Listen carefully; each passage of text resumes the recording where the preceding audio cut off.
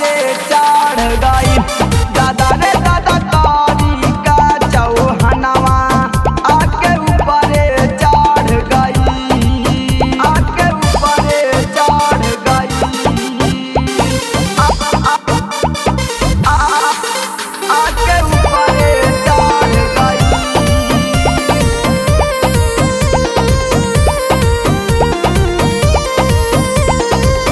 आके ऊपरे चढ़ गई। देखता रहे सखी कब से उ नजर गड़ाई गड़ाई गड़ाई हो। ना जाने सखी कब खटिका से भई लड़ाई लड़ाई लड़ाई हो। शरम देखे वरम देखे देखे मौरियावा रे।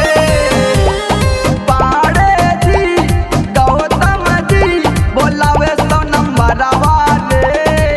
अइले जब राजपुतवा के बेटा तबे ऑर्केस्ट्रा बंद भई।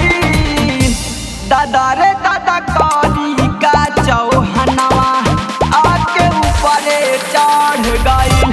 दादा रे दादा कारी का चौहनवा आके ऊपरे चढ़ गई, आके ऊपरे चढ़ गई। आके ऊपरे चढ़ गई।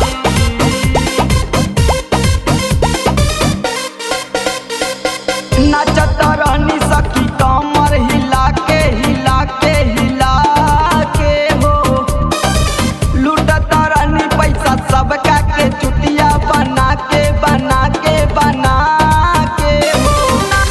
जिला जौनपुर के राहे दबान कटल सगलवा रे। मना कइनी नहीं मनलस कैलस कमावा रे। कहे रवि सिंह आजू के रतिया हमर डांस बढ़िया भई। दादा रे दादा